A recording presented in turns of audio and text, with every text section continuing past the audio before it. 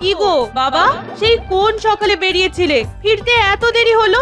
আরে বাবা, কাজের ঝক্কি কি কম রে? সব রসগোল্লা তৈরি হলো, তারপর সেগুলো গামলায় রেখে পরিষ্কার কাপড়ে চাপা দেওয়া হলো। মাগো, আমার বড্ড খিদে পেয়েছে, তাই তার আগেই দৌড়াতে দৌড়াতে চলে এলাম। ভালো করিনি বাবা? এমন হ্যাংলা জামাই আমি কখনো দেখিনি বাবা। বেশ করেছো বাবা, বেশ করেছো, খুব ভালো করেছো। তা কি খাবে বলো? মুড়ি না লুচি? এ মা, শ্বশুর বাড়ি এসে মুড়ি আবার কেউ খায় নাকি? আমি লুচি খাবো। ঠিক আছে ঠিক আছে, আমি এক্ষুনি লুচি আর আলু চচ্চড়ি বানিয়ে দিচ্ছি। দেখো দেখো দেখো, আমার বউয়ের আধিক্যতাটা দেখো। আমার জন্য জীবনে লুচি ভাজে না, কিন্তু জামাইয়ের জন্য। না না না, আলু চচ্চড়ি না, আমি আলুর দম খাবো। বাবা, ও বাবা, আমায় আলু খাওয়াও না বাবা। ঠিক আছে বাবা, ঠিক আছে, তাই খাবে তাই খাবে। এই শুনছো, তুমি আর সঙ্গের মতো দাঁড়িয়ে থেকো না, যাও যাও তাড়াতাড়ি বাজার থেকে পাকা রুই আর গলদা চিংড়ি নিয়ে এসো, যাও। এই জামাই যে আমার হাতে এসব খেতে খুব ভালোবাসে, যাও না, যাও। যাও, এখন গুচ্ছের খরচের ধাক্কা সামলাও।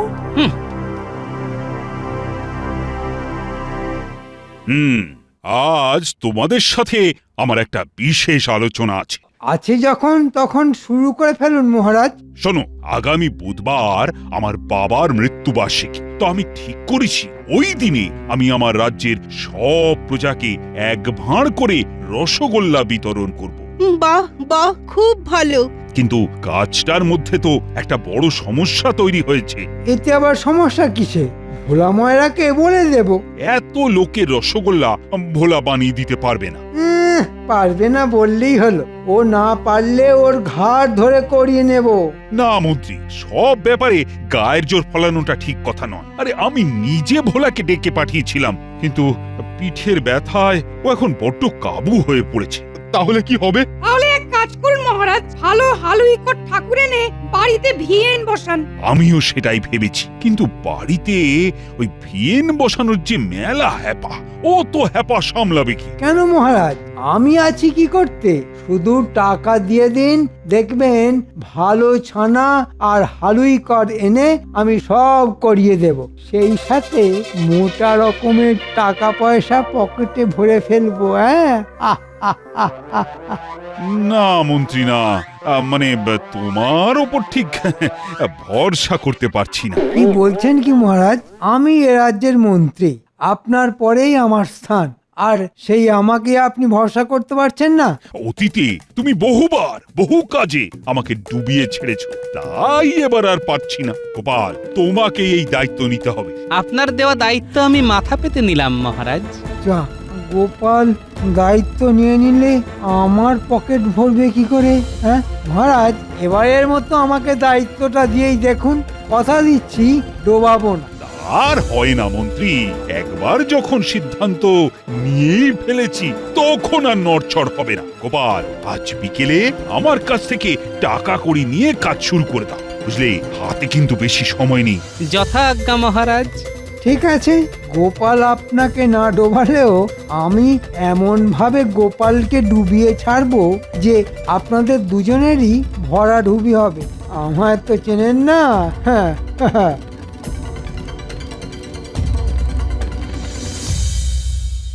কি বলছো গো বুড়ো? বাবার মৃত্যুবার্ষিকীতে মহারাজ রাজ্যি শুদ্ধ লোককে রসগোল্লা খাওয়াবে না? ও, কি ভালো সময়ে এসে পড়েছি। কত রসগোল্লা যে খাবো, রসগোল্লা খাবো, রসগোল্লা রসে হাত ধোবো। একদিনের জন্য হলেও জীবনটা পুরো রসগোল্লাময় হয়ে যাবে। কি মজা! তুমি কি থামবে? আমি মরছি নিজের চিন্তায়, আর ইনি নাচছেন খাবার আনন্দে। কেন শ্বশুর মশাই, আপনার আবার চিন্তা কিসের? আপনিও তো খাবেন। না, শুধু খেলেই চলবে না, এই বিরাট যজ্ঞের দায়িত্ব এসে পড়েছে আমার ঘাড়ে। ওরে বাবারে বাবারে বাবা, সে তো আরো মজার। আপনি যখন সর্বে সর্বা হয়েছেন তখন তো আমি আরো বেশি করে খাবো। কি মজা! শুধু খাই খাই আর খাই। শোন বটা ঘটা, যার জন্য তোদের ডেকে পাঠিয়েছি, খুব বড় একটা কাজ আছে। সে তো আমরা জানি মন্ত্রী মশাই, এমনি এমনি তো আর আপনি আমাদের ডেকে পাঠান না। যা বলছি মন দিয়ে শোন।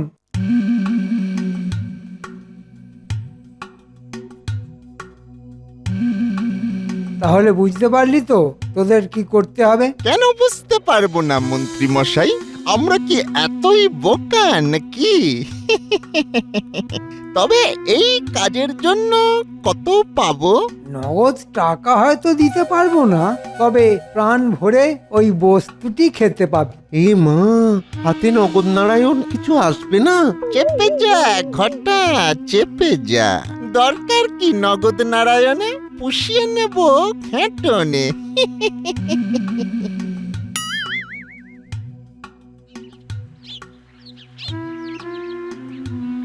গিন্নি, আমি একটু বেরোচ্ছি।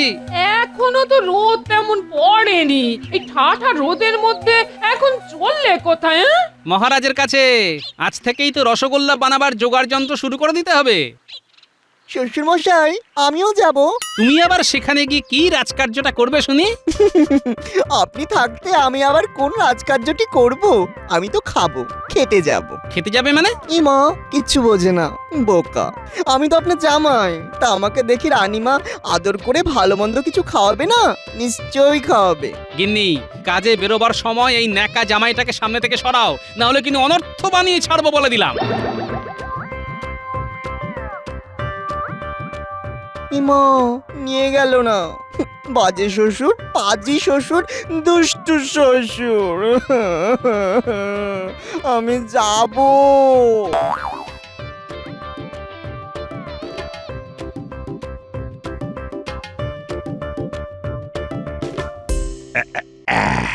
এই নাও গোপাল, এখন এটা রাখো, দরকার পড়লে আবার চেয়ে নিও। তবে রসগোল্লা যেন খুব ভালো হয়, মানে লোকে খেয়ে যেন ধন্য ধন্য করে। জানো তো গোপাল, শুনেছি আমার শ্বশুর মশাই নাকি রসগোল্লা খেতে খুব ভালোবাসতেন। তাই তোমাদের মহারাজের ইচ্ছে রাজ্যের সকলকে রসগোল্লা খাওয়াবেন। আপনি কোনো চিন্তা করবেন না রানীমা, কালই আমি হালি শহর যাব। শুনেছি খুব ভালো জাতের হালুইকর ঠাকুর পাওয়া যায় সেখানে। তার সঙ্গে পাকা কথা বলে ছানা আর চিনির বন্দোবস্ত করে ফেলবো। আগামী মঙ্গলবার সকাল থেকেই ভিয়েন শুরু হয়ে যাবে। দেখো দেখো রানী, গোপালের কি গোছানো কাজ।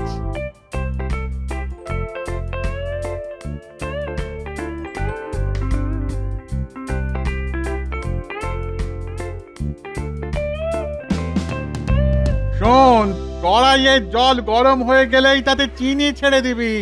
ওফ, এখনো ছানা এসে পৌঁছয়নি। এসে গেছি গো হালুইকর দাদা, নাও নাও নাও, এবার ছানা দেখে বুঝে নাও। শোন, তোদের মধ্যে দুজন সব ছানা চাকে বসিয়ে দে। তাড়াতাড়ি কর, হাত চালিয়ে কর দেখি। সমস্ত কাজ সেরে ফেলতে হবে, অনেক অনেক রসগোল্লা বানাতে হবে কিন্তু।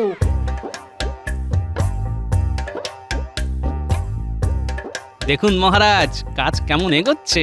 বাহ বাহ বাহ, সবকিছু তো বেশ ভালো মতো এগোচ্ছে দেখছি। দেখছো রানী, এই জন্যই বলে গোপাল যে কাজই দেবে সেই কাজই একেবারে নিখুঁত ভাবে করার চেষ্টা করবে। আচ্ছা গোপাল, রাজ্যের সকলকে খবর দেওয়া হয়েছে তো? আমি নিজে বাড়ি বাড়ি গিয়ে সকলকে বলে এসেছি।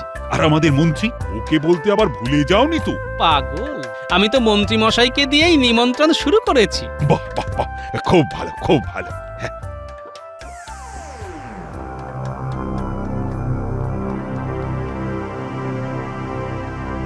এতক্ষণে মনে হয় ওদিকের কাজকর্ম শুরু হয়ে গেছে। ফাঁকা মাঠে লাঠি ঘুরিয়ে গোপাল হয়তো খুব মাতব্বরি করছে। করে নে, যা পারিস আজকের দিনটা করে নে, এরপর তো শুরু করব আমার খেলা। বাবা, এমন খেলা খেলে দেব না যে কাল সকালে কাঁদবার সময়টুকুও পাবি না। হ্যাঁ গো, কালকে তো মহারাজের বাবার মৃত্যুবার্ষিকী না? তো না মানে রাজবাড়িতে এত বড় একটা এলাহি কাণ্ড হতে চলেছে, আর সেখানে না গিয়ে তুমি ঘরের মধ্যে পায়চারি করে বেড়াচ্ছ। তা কি করব? শুনেছি সেখানে নাকি মস্ত ভিয়েন বসেছে। তা একবার তো সেখানে গিয়ে দাঁড়াতে পারতে। দেখো, ওসব বাজে কাজে সময় নষ্ট করার মতো সময় আমার নেই। এই জন্যই না মহারাজ তোমাকে দেখতে পারেন না। পারে না তো পারে না, তাতে আমার ভারী বয়েই গেল। যাও, নিজের কাজে যাও। যাচ্ছি বাবা, যাচ্ছি। কি মেজাজ!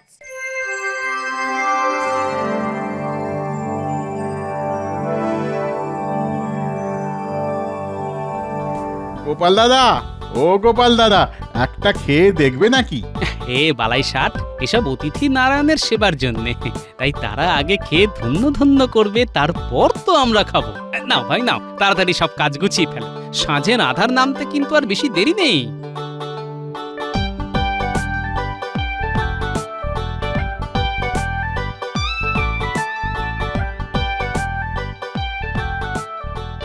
কি গো বাবা, সেই কোন সকালে বেরিয়েছিলে, ফিরতে এত দেরি হলো? আরে বাবা, কাজের ঝক্কি কি কম রে?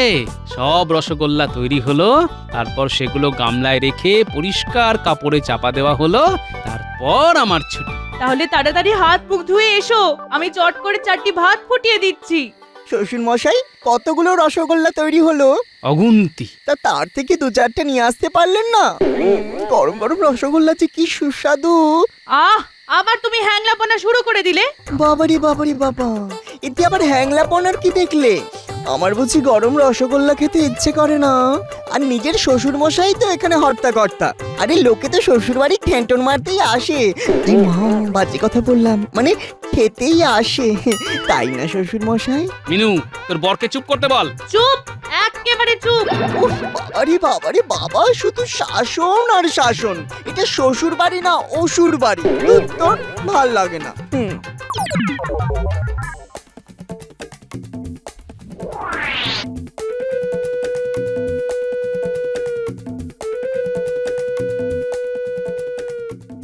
তাড়াতাড়ি, খুব তাড়াতাড়ি।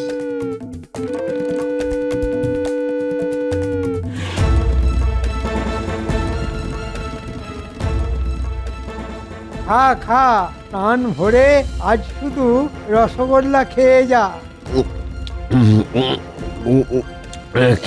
কিন্তু কিন্তু আর যে পেটে ঢুকছে না। ঢোকা ঢোকা, চেপে চেপে পেটের মধ্যে ঢোকা। মানে কটা যদি বাড়ি নিয়ে যাই? খবরদার, বাড়ি নিয়ে যাওয়ার কথা ভুলেও উচ্চারণ করবি না। ধরা পড়ে গেলেই কিন্তু চিত্তির। পেট পুড়ে খাওয়ার পর যেটুকু বেঁচে যাবে সেগুলো মাটি খুঁড়ে পুঁতে দিবি। মনে রাখবি, সব প্রমাণ লোপাট করে দিতে হবে।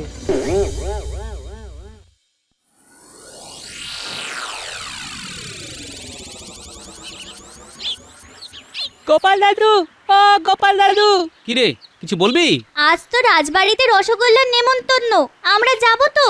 আরে সে তো অবশ্যই যাবি, দাঁড়া, আমিও যাবার জন্য তৈরি হয়ে নিয়েছি। চল, সকলে মিলে একসাথেই যাই। এ বাবা, সকলে রসগোল্লা খেতে যাবে আর আমি বুঝি এখানে দাঁড়িয়ে দাঁড়িয়ে আঙুল চুষবো? তুমিও যাবে? বারে, যাবো না। আমি কিন্তু তোমার মতো হ্যাংলা জামাইকে সঙ্গে করে নিয়ে যেতে পারবো না। আপনার সঙ্গে যেতে আমার ভারী বয়েই গেছে, আমার বুঝি পা নেই? তাহলে একলা একলা যাও। হ্যাঁ, যাবোই তো, একলা একলা যাবো আর একলা একলা খাবো। কিন্তু জামাই বাবু, তুমি তো কৃষ্ণনগরের বাসিন্দা নও। তোমাকে যদি না দেয়, মহারাজ তো বলেছেন যারা তার প্রজা, রসগোল্লা শুধু তারাই পাবে। মজা আর কি, আমায় না দিলে আমি ঝগড়া করে ঠিক আদায় করে নিয়ে আসবো। দুষ্টুর দল, শুধু শুধু ভয় দেখায়।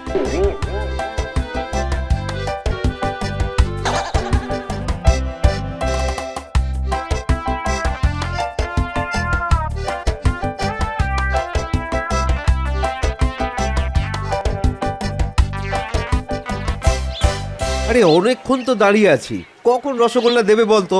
দেবে দেবে, ঠিক দেবে। দেখেছিস, মহারাজ রানীমা কেউ এখন আসেননি। এই শেষে এসে প্রথমে দাঁড়াতে আছিস কেন? শেষে যখন এসেছিস একদম শেষে গিয়ে দাঁড়া। বাবারে বাবা, কি মেজাজ! কৃষ্ণনগরের লোকগুলো যেন কেমন, কেউ যেন কৃষ্ণের বাঁশির সুরে কথাই বলতে পারে না। বাঁশির বদলে সবকটাই যেন ফাটা বাঁশ। তবে রে, উরি বাবা, মারবে নাকি? Soup soup. তোরা এখানে দাঁড়া, আমি ভেতর থেকে আসছি।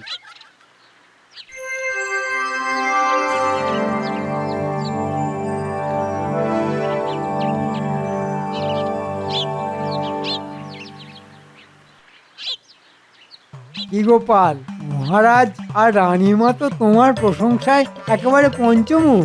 রসগোল্লা নিয়ে খুব নাকি খেলা দেখিয়েছো। আপনার খেলার কাছে এতে অতি সামান্য খেলা মন্ত্রী মশাই। তাহলে স্বীকার করলে তো আমি তোমার গুরুমশাই। অবশ্য আমার খেলা তুমি একটু বাদেই টের পাবে। তবে জানেন তো মন্ত্রী মশাই, গুরুরও গুরু থাকে।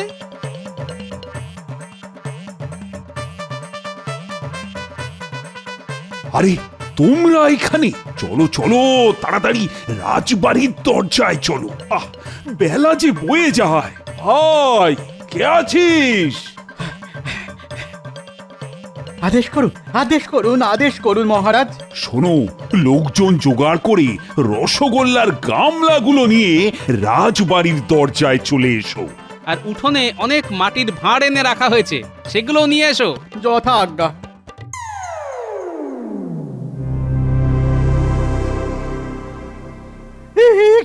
এ কি দেখছি? কোনো গামলাতেই তো রসগোল্লা নেই, সব তো ফাঁকা। এই কোথায় গেল? কে খেলো? চলো চলো চলো চলো চলো, এক্ষুনি মহারাজকে গিয়ে খবর দিই। কিরে ঘটা, এবার কি হবে?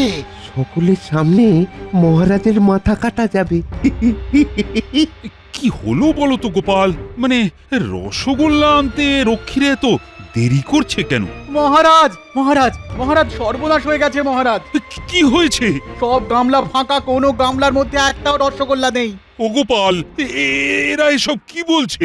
এটা কি করে হবে মহারাজ? কাল বাড়ি যাবার আগে আমি সব গামলা কাপড় দিয়ে ঢেকে ঘরের দরজায় শেকল তুলে দিয়ে গিয়েছিলাম। কি বললে গোপাল? কাপড় চাপা দিয়ে রেখে গিয়েছিলে? হ্যাঁ, এই তোমার বুদ্ধি। জানো না কৃষ্ণনগরে ধেরে ইঁদুরের উৎপাত কিরকম বেড়ে গেছে? তাই বলে ইঁদুরে সব রসগোল্লা খেয়ে ফেললো? কেন, তুমি জানো না ইঁদুর কি খেতে পারে আর কি পারে না? দেখুন মহারাজ, দেখুন, কার ওপর দায়িত্ব দিয়ে আপনি নিশ্চিন্ত হয়ে বসেছিলেন। আমি হলে কিন্তু নিজে লাঠি হাতে সারা রাত পাহারায় থাকতাম। তা না, ও ঘরে গিয়ে ঘুমিয়ে পড়লো আর ইঁদুরের রসগোল্লা খেয়ে সকলের সামনে আপনার উঁচু মাথা হেঁট করে দিল। মন্ত্রী মশাই এত ইঁদুর ইঁদুর করছে কেন? এর মধ্যে যে অন্য কিছুর গন্ধ পাচ্ছি। কি হলো মহারাজ? এই রোদের মধ্যে আমরা আর কতক্ষণ দাঁড়িয়ে থাকবো? হ্যাঁ, আর কতক্ষণ দাঁড়িয়ে থাকবো? ওহ, কি উত্তর দিই এখন?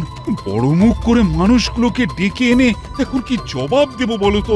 বলে দিন সব রসগোল্লা ইঁদুরে খেয়ে গেছে। মানুষের বদলে ইঁদুর? হ্যাঁ, কিন্তু কিছু তো একটা বলতে হবে নাকি? চুপ করো তুমি, একটা অপদার্থ, আহাম্মক। যাও যাও, আমার চোখের সামনে থেকে দূর হয়ে যাও। সে না হয় চলে যাচ্ছি মহারাজ, তবে একটা ইঁদুরও কিন্তু বাঁচবে না। মানে? ইঁদুরে খেয়ে নিতে পারে ভেবেই তো কাল রাতে বাড়ি যাবার আগে কয়েকটা রসগোল্লার গামলায় আমি বিষ মিশিয়ে দিয়ে গেছি। বিষ? হ্যাঁ, খুব কড়া বিষ। কাল রাতে খেলে আজকের মধ্যেই সব মরে যাবে। ওরে বাবা, ওরে বাবা, আমার যে এখনো বিয়ে হয়নি, এর মধ্যেই মরে যাব। আর আমি মরলে আমার বউটা যে বিধবা হয়ে যাবে।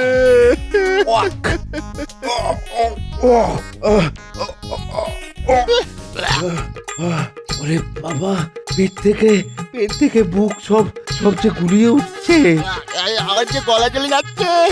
ও মন্ত্রী মশাই, আপনার জ্বলছে না? ওরে বৌড়ি বৌড়ি বাবা। বাবা, মুখের ওষুধে দেখছি জব্বর কাজ হয়েছে। ওটা খটা, তোরা এসব কি বলছিস? আমাদের কোনো দোষ নেই মহারাজ।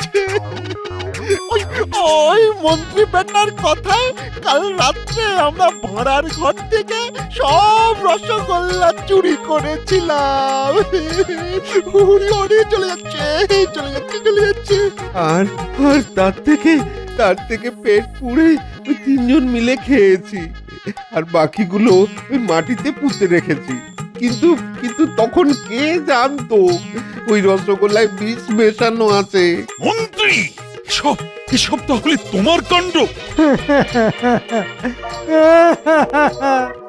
শুনেছি মরার আগে মিথ্যে বললে নাকি নরকবাস হয়, তাই সত্যি কথাটাই বলছি। গোপালকে সকলের সামনে ছোট করব বলে আমি এই কাজটা করেছিলাম।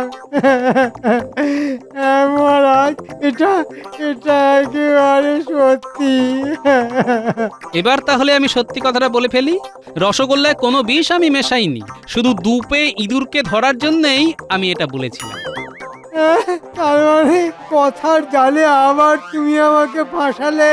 একটু আগে কি বলেছিলাম, গুরুরও গুরু থাকে, তাই আপনি গুরু হলে আমি হলাম গুরুর গুরু। বাবা, গোপাল দাদু, তোমার কি বুদ্ধি! কার শ্বশুর দেখতে হবে তো। মহারাজ, এই রোদপুরের মধ্যে আমাদের এইভাবে হয়রান করার জন্য ওই মন্ত্রী মশাইকে কিন্তু শাস্তি দিতে হবে। হ্যাঁ, শাস্তি দিতে হবে। হ্যাঁ, শাস্তি তো পাবেই। শোনো মন্ত্রী, আজ রাতের মধ্যে বটা ঘটাকে সঙ্গে করে আবার রসগোল্লা বানাতে হবে তোমার, আর এই সব খরচা তোমার। এত টাকা আমি কোথায় পাবো মহারাজ, কোথায় পাবো? এসব আমি জানি না, আর না পারলে তিনজনকেই কঠিন শাস্তি দেব আমি। আমি কিন্তু এবারে তদারকিতে থাকবো, আর এই দুষ্টুগুলোকে সাথে নিয়ে মাঝে মধ্যে রসগোল্লা চেখে চেখে দেখবো। এই বলে দিলাম কিন্তু। হ্যাঁ।